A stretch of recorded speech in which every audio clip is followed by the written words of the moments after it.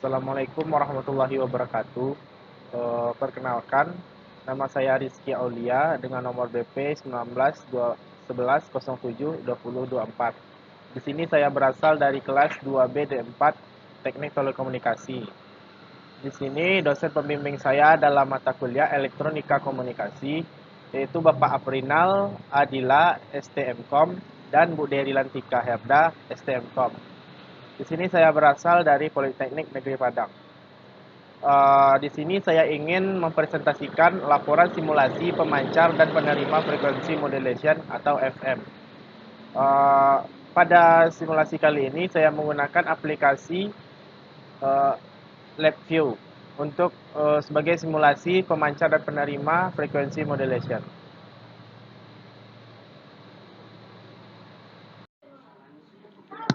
Itu pada percobaan kali ini kita menggunakan percobaan itu dengan judul simulasi pemancar dan penerima frekuensi modulasi atau yang sering disingkat dengan FM. Itu dengan menggunakan software LabVIEW.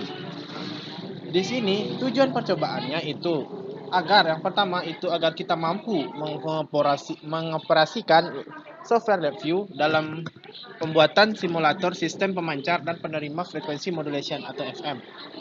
Yang kedua, itu mampu memahami prinsip kerja dan proses teknik modulasi dan demodulasi frekuensi modulation.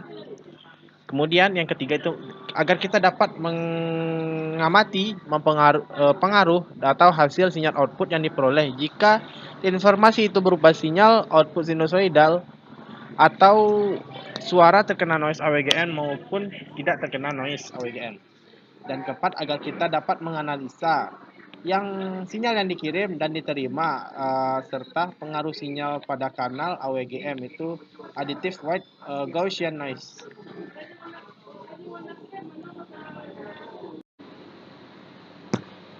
Selanjutnya itu teori penunjang.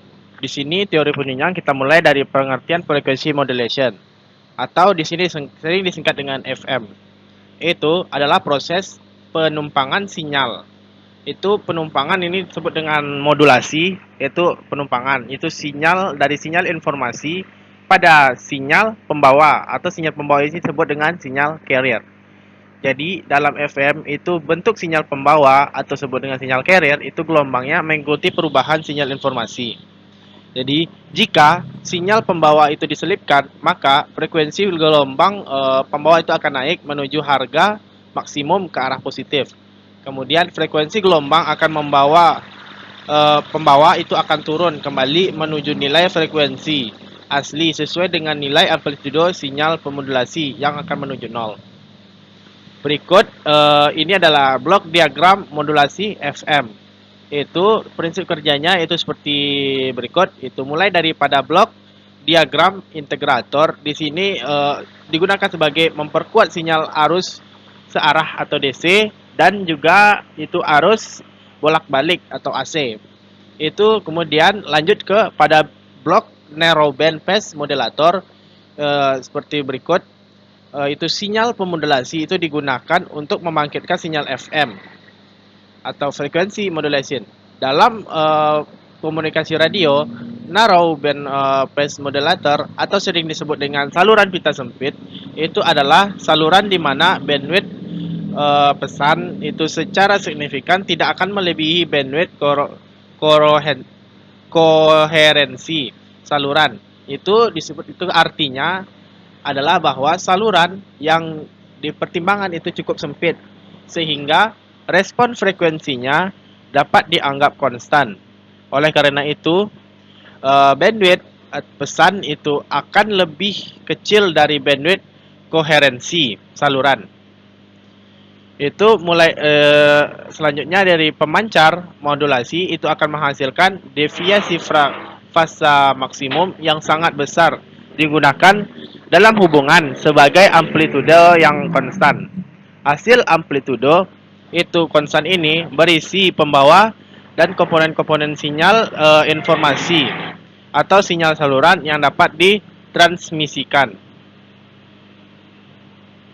Pada penerima atau loop terkunci fase pita sempit ini ini digunakan untuk memodulasi loop demodulasi ini secara koheren, itu melacak komponen pembawa dan menghilangkan masalah thresholding yang biasanya dihadapi.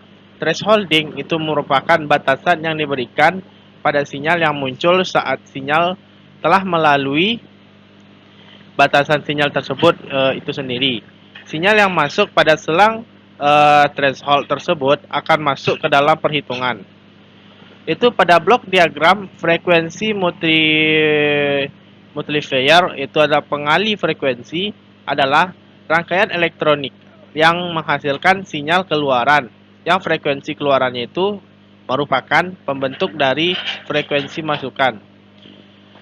Pengganda frekuensi ini itu terdiri dari rangkaian non-linear yang mendistorsi sinyal input dan akibatnya menghasilkan harmonisa atau bentuk sinyal input. Di sini persamaan sinyal FM itu dapat ditulis sebagai berikut. Mulai dari sinyal mulai dari yang itu pertama kita mencari itu sinyal termodulasi atau ditulis dengan AFM, yaitu sama dengan EC, itu amplitudo maksimum pembawa sinyal pembawa dikali sin. Sin itu dalam kurung itu sin dari atau sudut dari itu WC itu frekuensi sudut sinyal pembawa dalam radian atau per detik.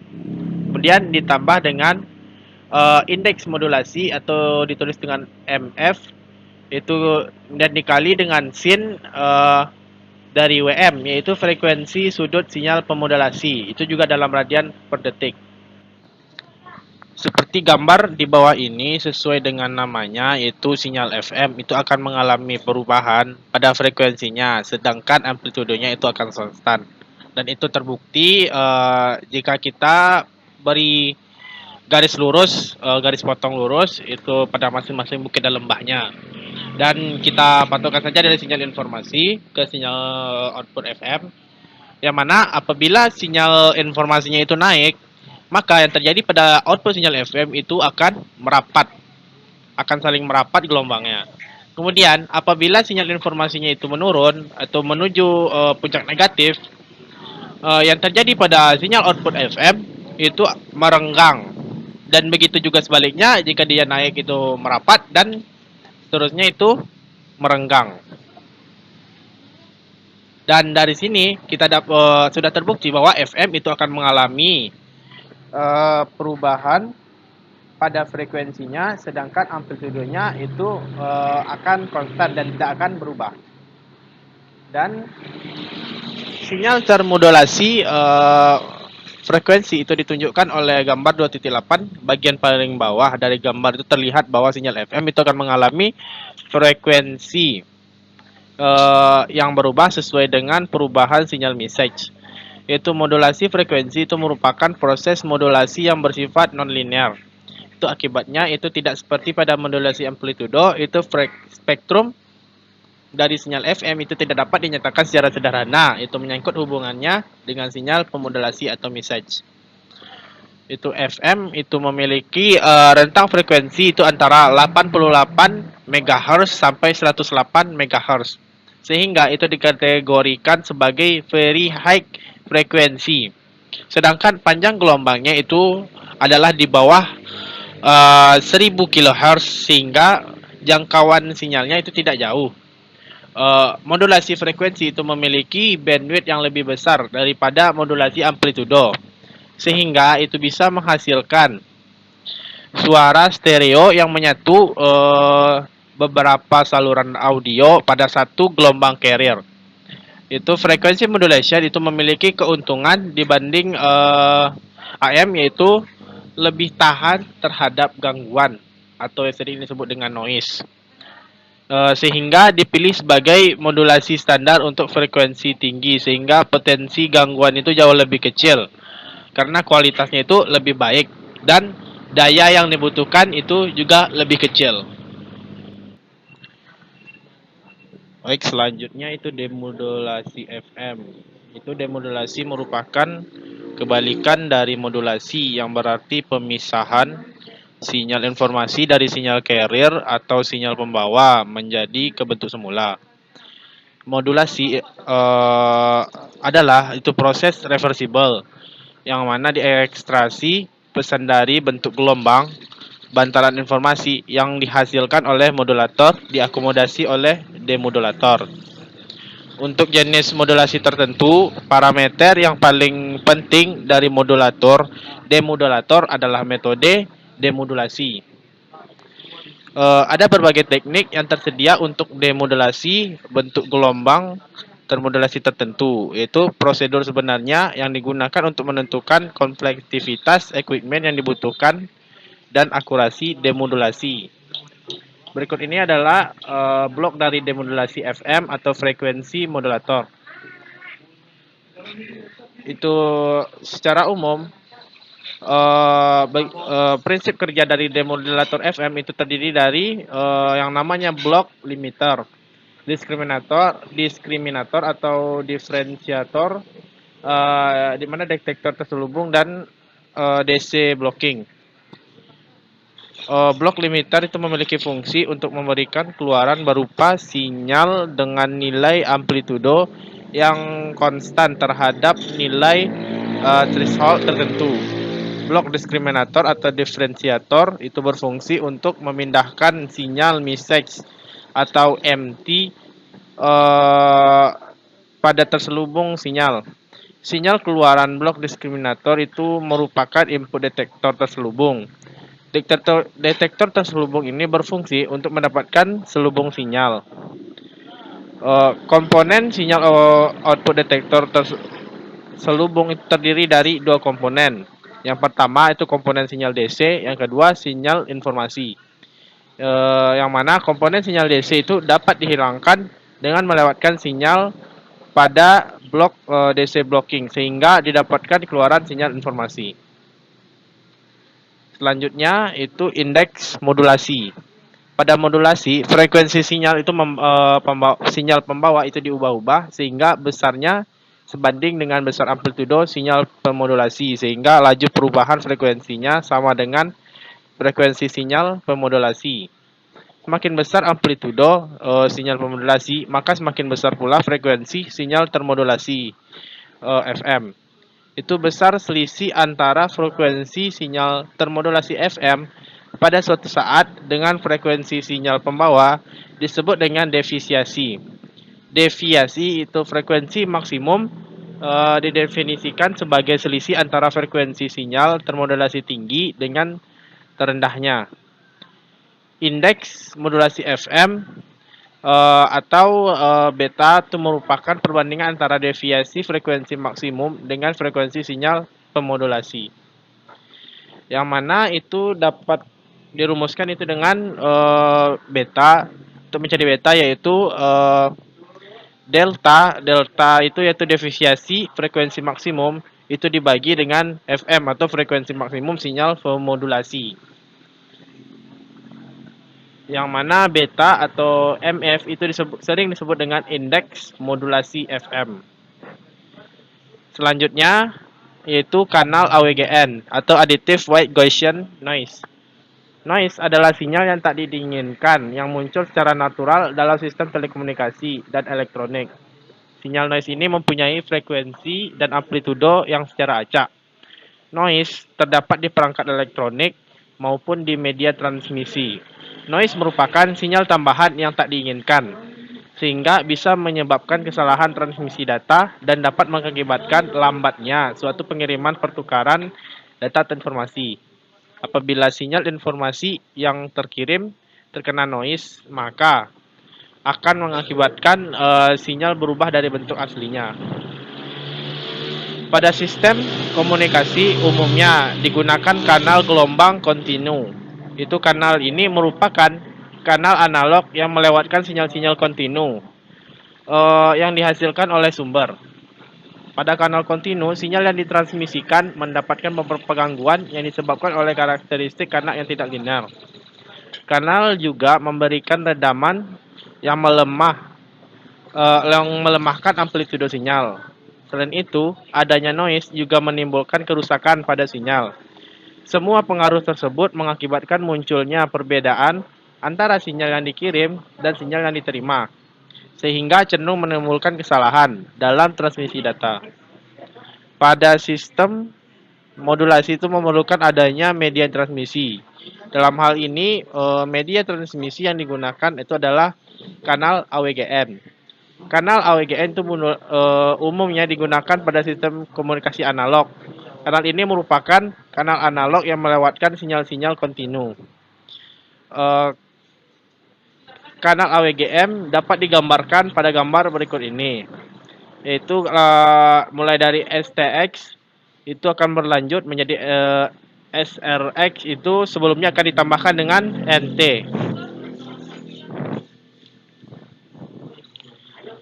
AWGN atau Additive White Gaussian Noise itu merupakan suatu proses skolastik yang terjadi pada kanal dengan karakteristik memiliki rapat daya spectral noise merata di sepanjang range frekuensi.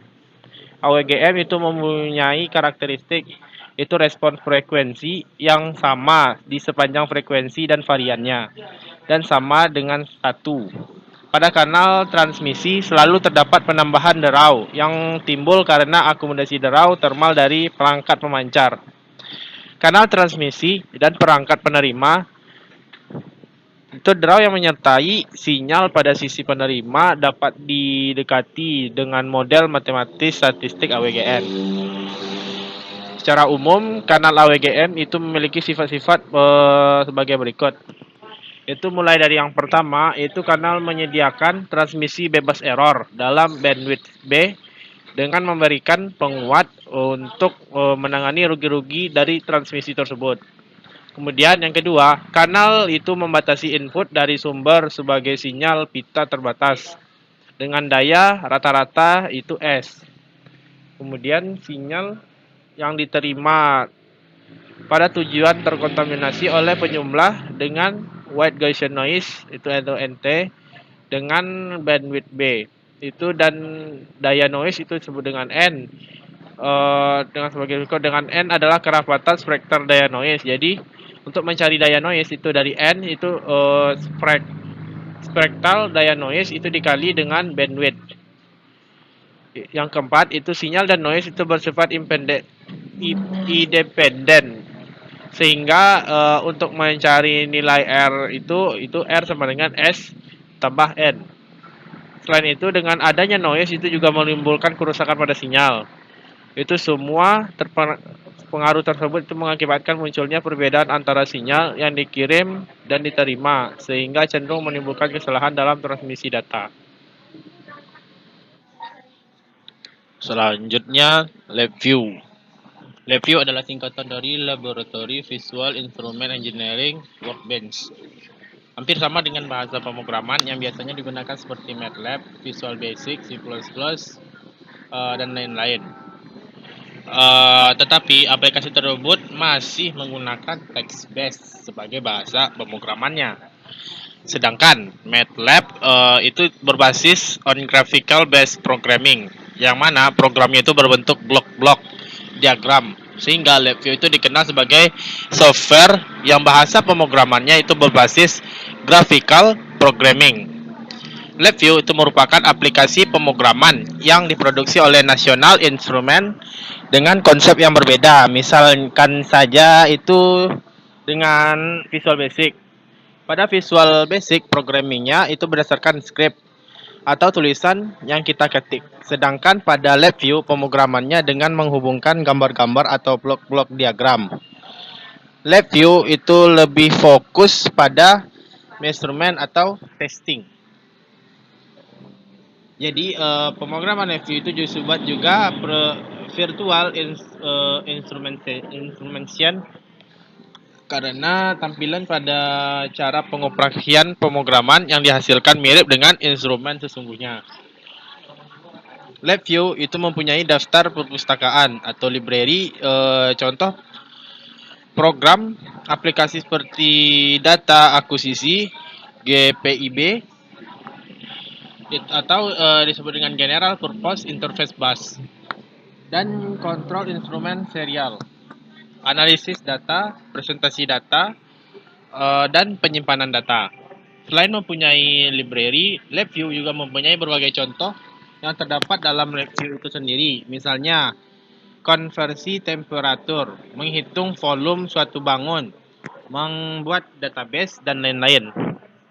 Dalam menjalankan program yang dapat juga user melihat aliran data yang ketika terjadi program sedang berjalan dapat dilihat pada bagian blok diagram. Kelebihan menggunakan LabVIEW adalah mudah dipelajari karena pemrogramannya itu berbasis grafikal atau visual. Jadi otak itu lebih mudah untuk mengingat. Dan flow programmingnya itu juga terlihat jelas. Kekurangan untuk saat ini di Indonesia itu masih kekurangan bahan atau referensi untuk mempelajari software LabVIEW. Berikut ini adalah tampilan pertama setelah saat kita membuka LabVIEW. Pada LabVIEW ada komponen utama itu tempat program-program yang akan kita desain. Itu disebut dengan VI atau Virtual Instrument. Di dalam LabVIEW ada tiga buah komponen utama, yaitu yang pertama itu front panel. Berikut ini adalah tampilan dari front panel. Jadi front panel itu adalah salah satu komponen utama LabVIEW yang backgroundnya itu berwarna abu-abu yang terdiri dari kotak-kotak dari berbagai tampilan jendela. Front panel ini kemudian ditambahkan kode yang dipresentasikan oleh simbol dari fungsi untuk mengatur objek. Maksudnya adalah dari front panel ini tempat mendesain user interface, yaitu penghubung interface antara pengguna atau user dengan program aplikasi. Di dalam front panel itu terdapat kontrol input dan indikator output sebagai masukan atau keluaran instrumen. Kontrol instrumen itu adalah mekanisme masukan yang menyuplai data dari blok diagram yang mencakup knob atau push button, dial, mekanisme, dan masukan lainnya. Sedangkan indikator instrumen mekanisme keluaran yang menampilkan data blok diagram itu mencakup grafik dan lain sebagainya. Dalam menjalankan tugasnya, front panel itu juga memerlukan sebuah control pilot. Control pilot itu terdiri dari beberapa menu kontrol itu dan menu indikator. Mulai dari to control dan indikator tersebut itu tersedia dalam subpellet yang berbeda. Control palette itu menyediakan beberapa menu seperti boolean, numerik, grafik, RIC, dan cluster sampai ke pet. Berikut adalah gambar di bawah ini, itu gambar 2.3. Itu adalah tampilan dari control palette. Selanjutnya yang kedua dalam komponen utama tadi itu block diagram. Blok diagram itu merupakan salah satu dari komponen LabVIEW yang digunakan untuk melakukan pemrograman atau yang dikerjakan oleh user.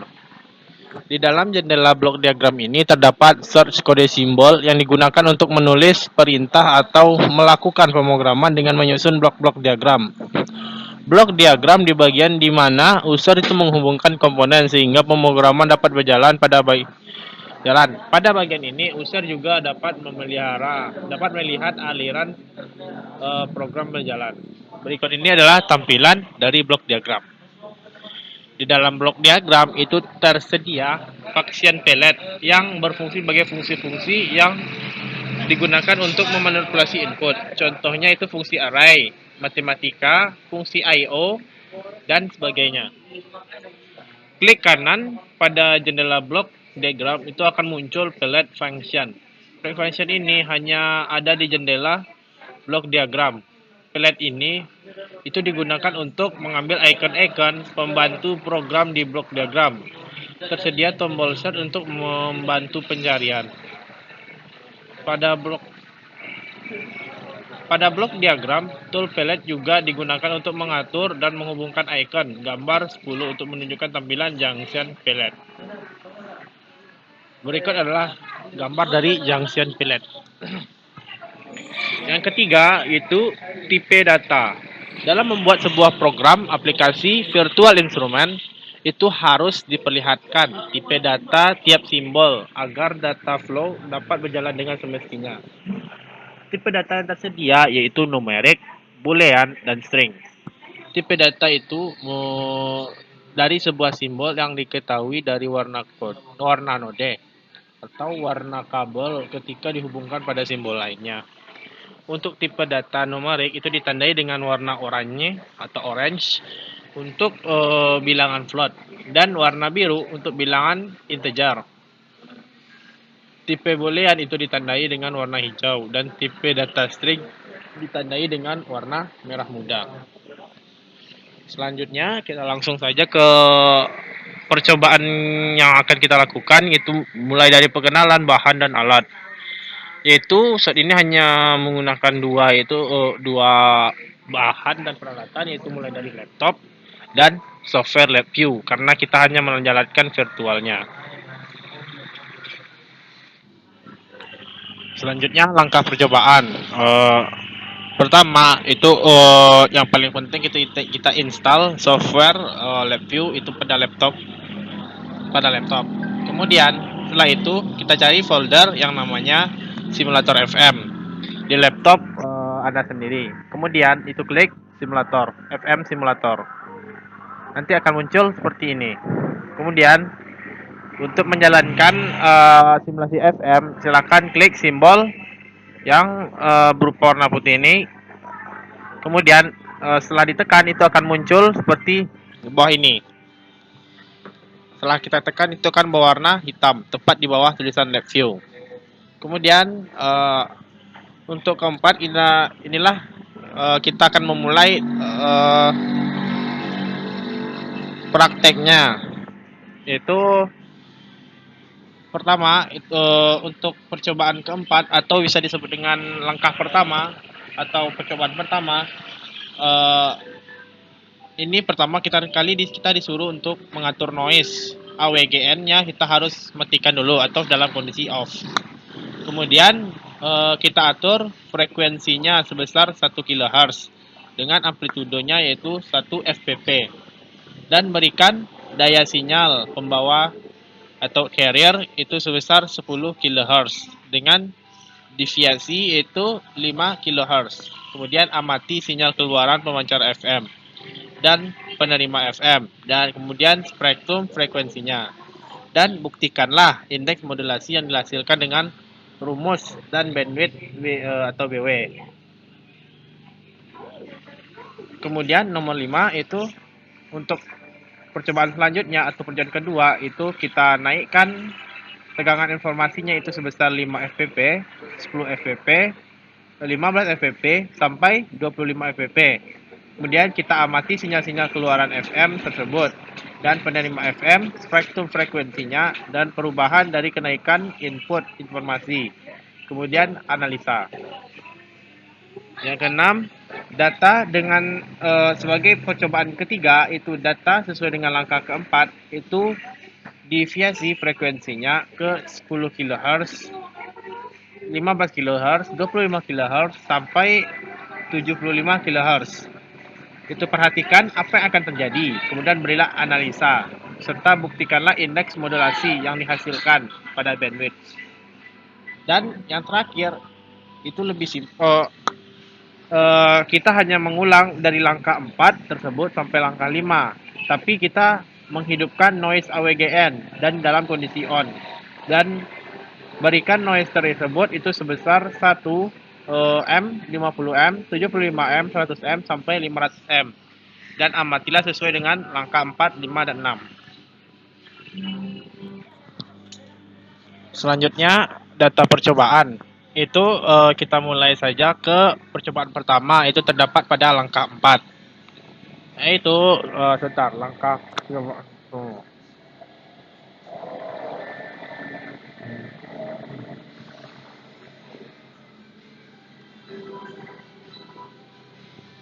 Itu percobaan pertama.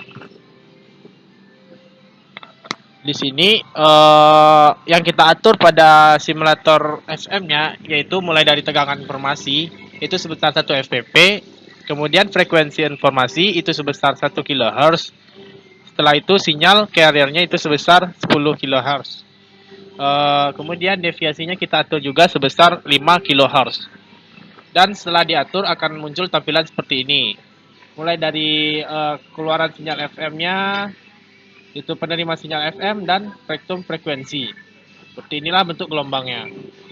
Dan dengan pengaturan yang seperti tadi, diperolehlah data itu mulai dari pertama itu indeks modulasi itu sebesar 0,333, kemudian bandwidth-nya sebesar 4. Setelah itu frekuensi maksimumnya itu sebesar 15.000 kHz atau sama dengan 15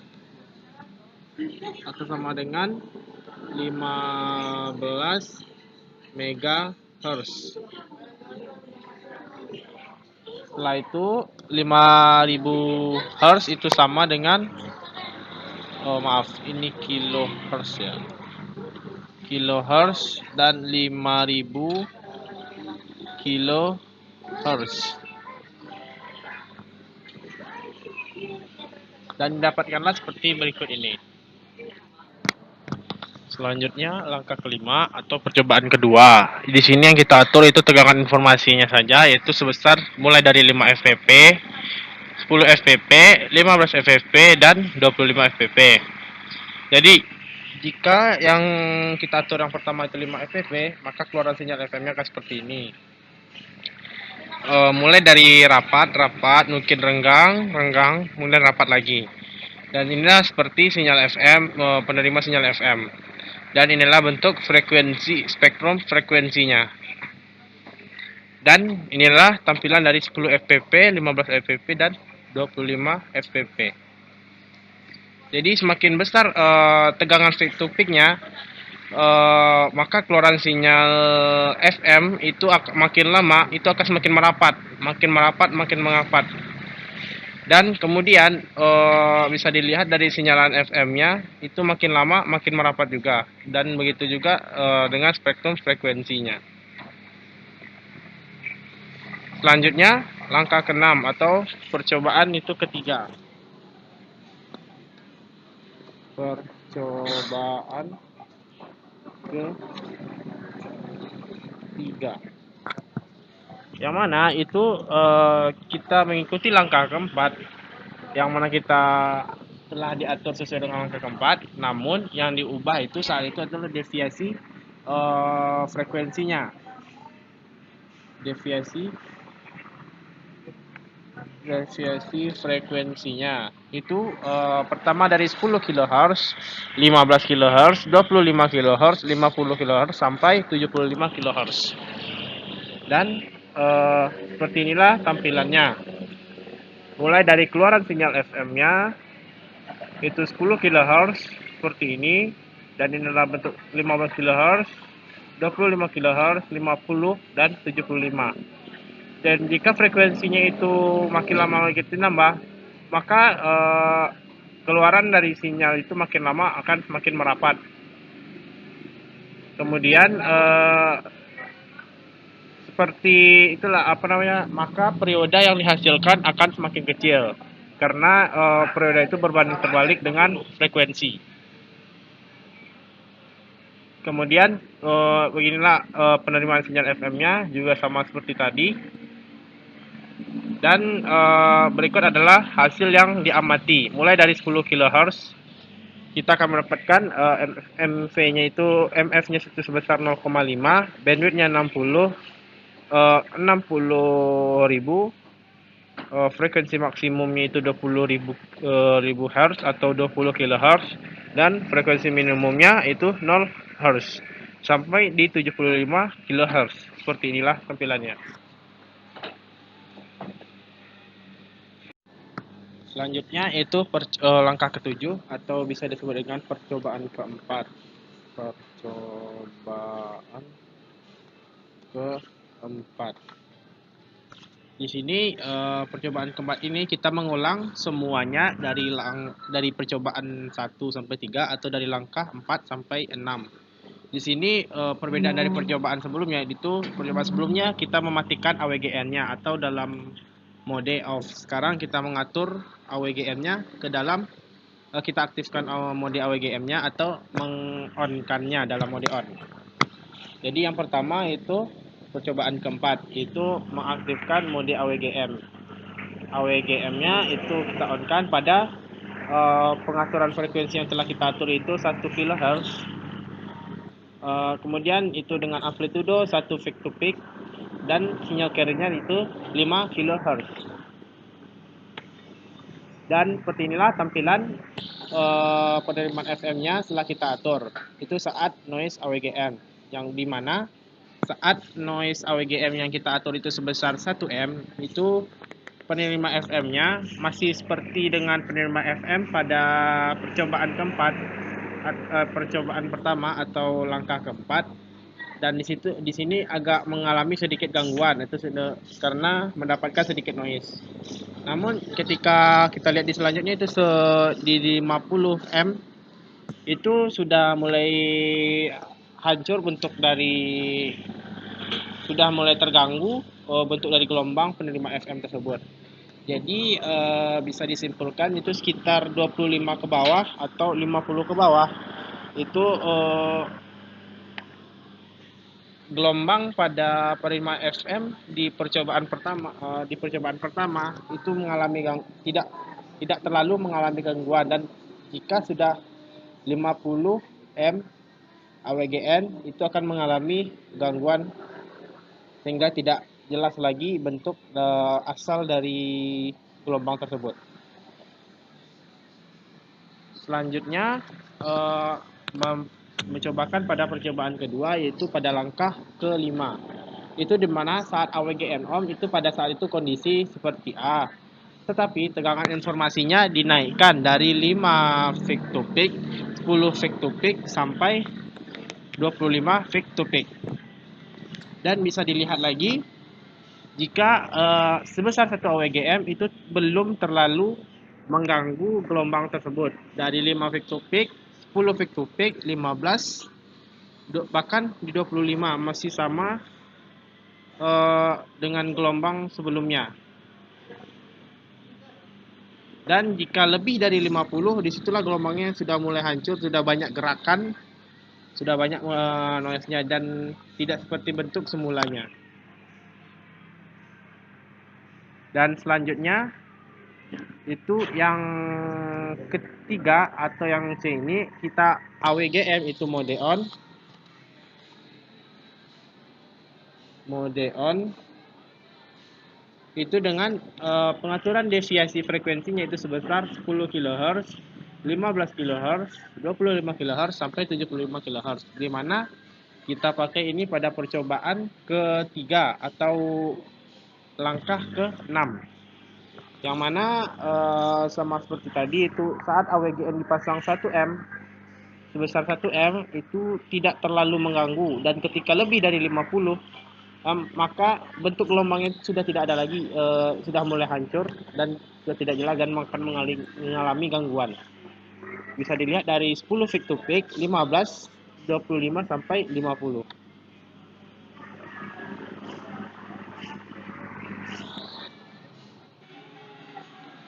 Selanjutnya itu yang keenam itu analisa data. Itu dengan menggunakan percobaan di atas itu simulasi pemancar dan penerima FM dengan menggunakan software LabVIEW 2019 serta diperoleh data dan perbandingannya yang tertera pada data percobaan. Di sini dari percobaan pertama itu kita menggunakan langkah yang keempat, di mana dengan memasukkan frekuensi itu sebesar 1 kHz, amplitudo yaitu 1 volt peak to peak, yang berarti itu amplitudonya itu 0,5 volt peak. Frekuensi sinyal carrier-nya yaitu 10 kHz serta frekuensi deviasi itu sebesar 5 kHz.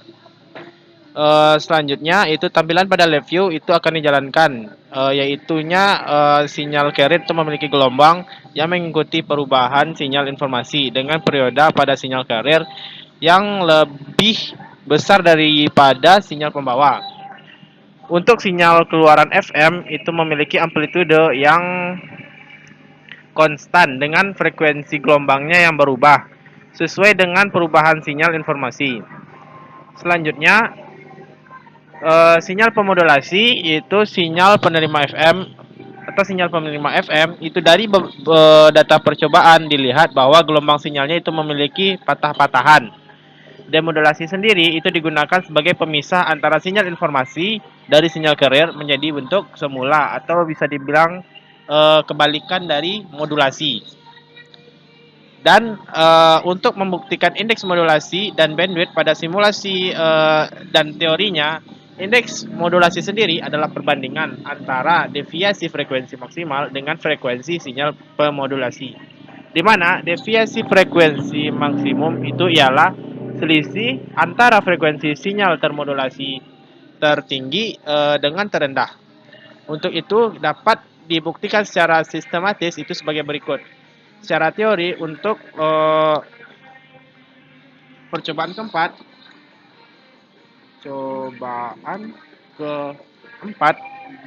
itu mulai dari delta frekuensi itu setengah dari frekuensi 2 dikurang frekuensi 1. Itu datanya bisa kita ambil dari sini. Mulai dari sini.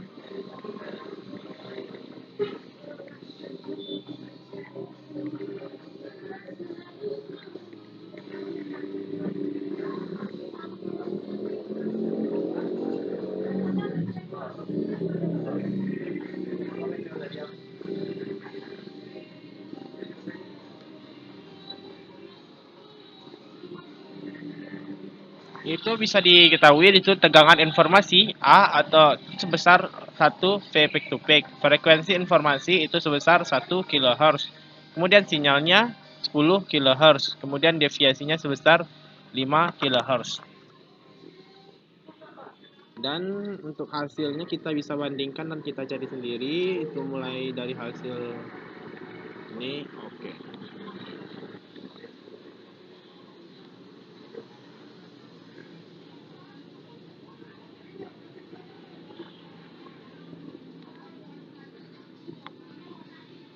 Dan setelah kita atur pada sesuai dengan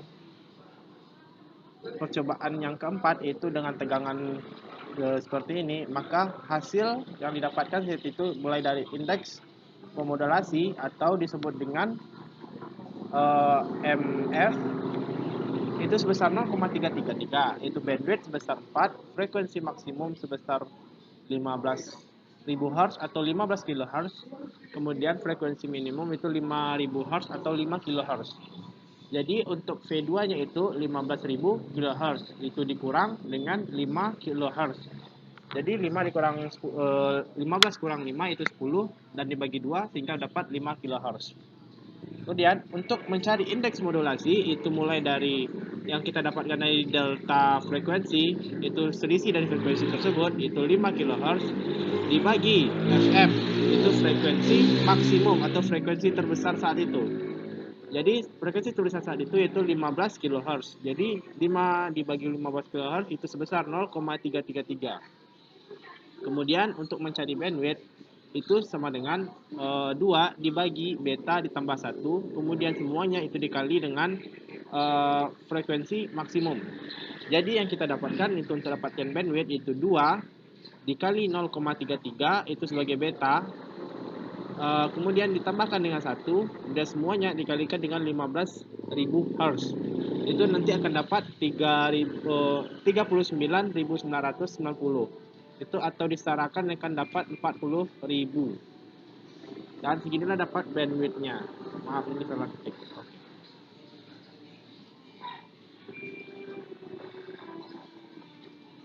Selanjutnya untuk percobaan data kedua itu merupakan langkah kelima di mana dengan perubahan input ketegangan itu informasi dan menghasilkan output berupa sinyal keluaran FM yang makin besar dimulai dari yang memiliki beda amplitudo yang kecil dapat dilihat pada tabel. Semakin besar dimulainya dari yang memiliki beda amplitudo yang kecil dapat dilihat dari tabel. dan semakin besar juga tegangan informasi, maka periode yang ditampilkan juga akan semakin besar. Selanjutnya, penerima FM atau demodulasi itu di mana jika tegangan informasi itu diperbesar, maka itu akan memunculkan demodulasi yang memiliki bentuk gelombang yang patah-patah dan tidak memunculkan lembah, sedangkan bukit gelombang yang semakin besar tegangan informasinya. Tinggi penggelombangan itu semakin kecil dan spektrum frekuensi akan memunculkan bentuk yang nyaris mengikuti demodulasi. Selanjutnya, untuk langkah kelima itu dengan memasukkan data pada seperti langkah keempat, tapi di sini kita merubah nilai deviasinya frekuensi ke 10 kHz, 5 kHz, 25 kHz, 50 kHz sampai 75 kHz. Dengan semakin besar deviasi frekuensi tersebut akan memunculkan keluaran frekuensi modulasi yang memiliki amplitudo yang berubah-ubah dan semakin kecil serta periode gelombang yang semakin kecil. Selanjutnya pada penerima frekuensi modulasi dengan mediasi frekuensi yang semakin besar itu memunculkan gelombang yang memiliki lembah atau disebut dengan gelombang negatif yang memiliki yang semakin kecil hingga berubah menjadi bukit atau gelombang dalam bentuk positif. Sedangkan spektrum frekuensi itu memiliki bentuk yang mengikuti gelombang demodulasi dengan periode yang semakin kecil pula. Selanjutnya, untuk membuktikan indeks modulasi dan bandwidth pada simulasi teori ini, kita buktikan itu pada teori percobaan ke-6. Percobaan ke-6 atau langkah ke-6.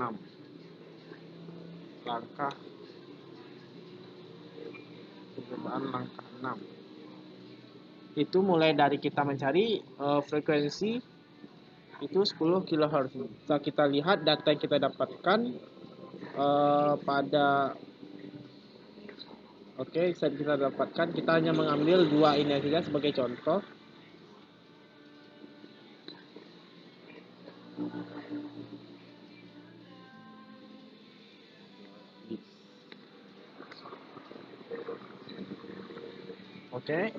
Di sini kita bisa dapatkan apa yang didapatkan pada saat praktek itu seperti ini. Yang diamati itu datanya dapat dengan indeks modulasi itu sebesar 0,5 pada 10 kHz dan pada 15 kHz itu sebesar 0,6. Kemudian langsung di 10 kHz itu bandwidthnya akan dapat 60.000, maksimumnya itu sebesar 20.000 Hz dan minimumnya 0 Hz.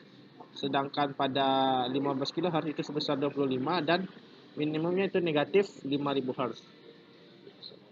Dan kita tes langsung secara teori apakah benar hasil yang didapatkan secara praktek simulasi ini pada 10 kHz. Itu kita mulai dari delta frekuensi atau penjumlahan frekuensi itu mulai dari 1/2 itu dikali frekuensi 2 dikurang frekuensi 1 atau V maksimum frekuensi maksimum dikurang frekuensi minimum, yaitu dari 1/2 dikali 20 dikurang 0 untuk frekuensi 10 kHz. Kemudian didapatkan semuanya itu 10 kHz. Dan untuk mencari indeks modulasi itu mulai dari delta frekuensi, jumlah frekuensi dibagi frekuensi maksimum. Itu yang dapatnya kita dari yang itu 10 dibagi maksimumnya 20.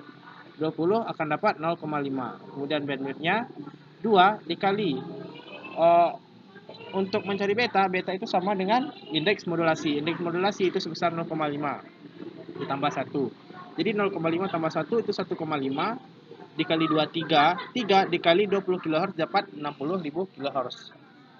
Selanjutnya begitu pula pada 15 kHz. Bisa kita lihat sendiri mulai dari maksimumnya itu 25 itu dikurang, karena ini sudah dikurang, negatif kali negatif akan menghasilkan yang namanya positif. Jadi 25 tambah 5 sehingga semua hasilnya itu 15.000 kHz. Dan seperti ini maksimumnya itu 25 dibagi dapat 0,6. Dari 0,6 itu dikali dapatlah hasilnya 80.000 kHz.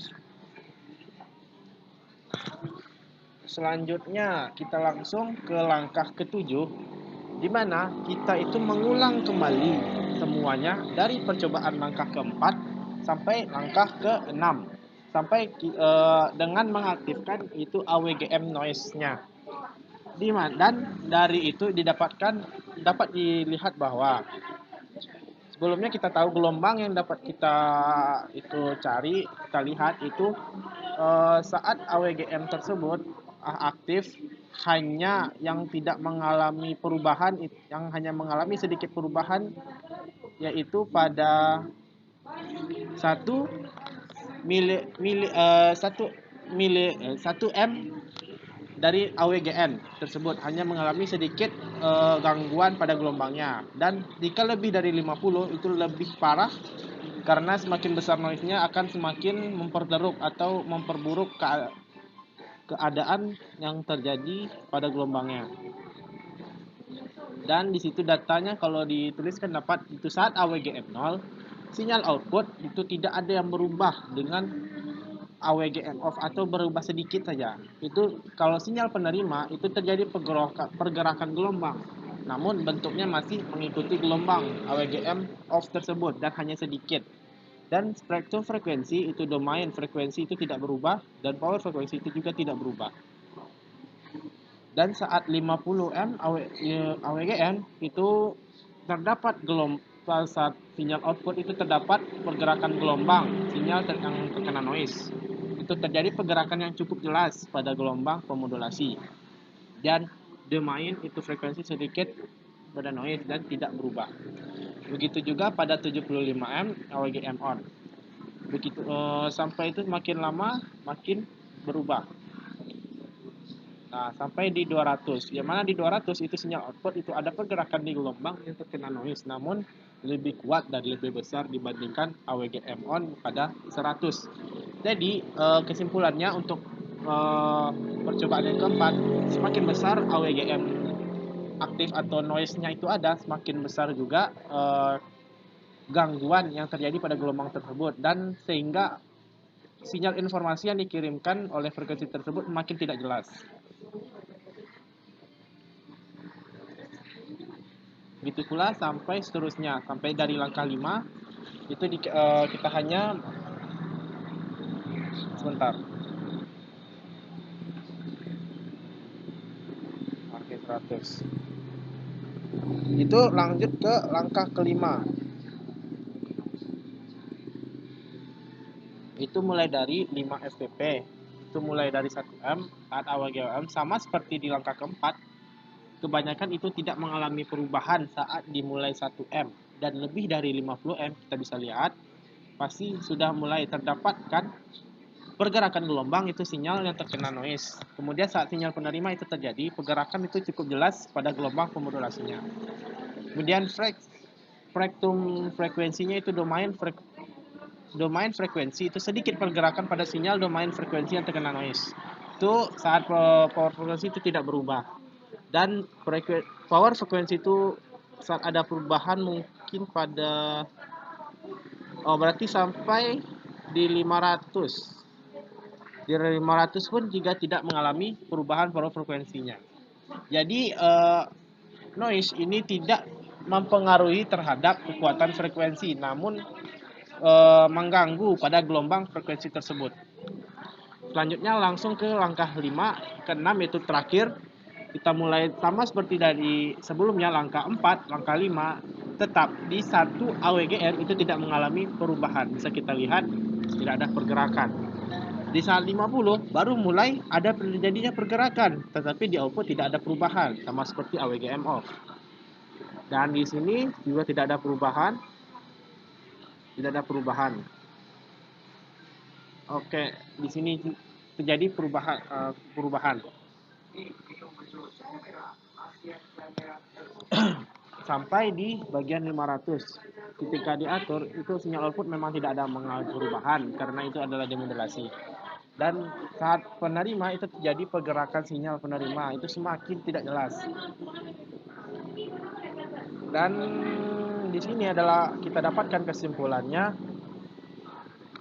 yaitu pertama, Pada percobaan yang didapatkan bahwa dari percobaan 4 sampai percobaan 5, dari percobaan 4 sampai percobaan 6, tanpa mengaktifkan AWGM dihasilkan sinyal modulasi yang sesuai pada pernyataan secara teori, yang mana frekuensi modulasi adalah modulasi atau penumpangan sinyal carrier akan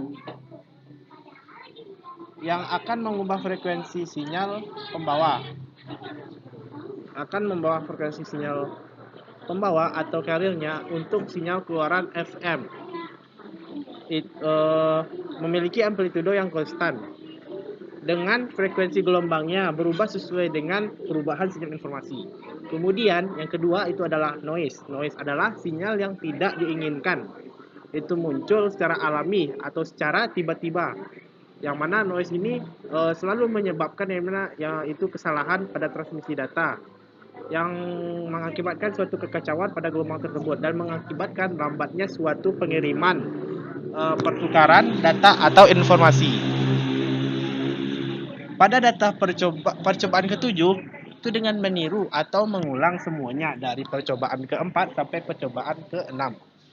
Dan ini hanya mengaktifkan mode AWGM noise. Itu didapatkan bahwa semua hasil gelombang penerima FM itu mengalami gangguan atau perubahan. Namun pada AWGM 1M itu semua gelombang penerima FM hanya sedikit mengalami penurunan dan hanya terdapat perubahan kecil.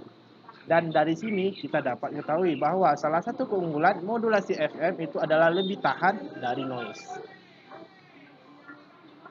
Baiklah, hanya inilah presentasi itu laporan saya untuk pertemuan video pada kesempatan kali ini. Itu jika terlebih dan terkurang saya mohon maaf. Saya akhiri dengan Assalamualaikum warahmatullahi wabarakatuh.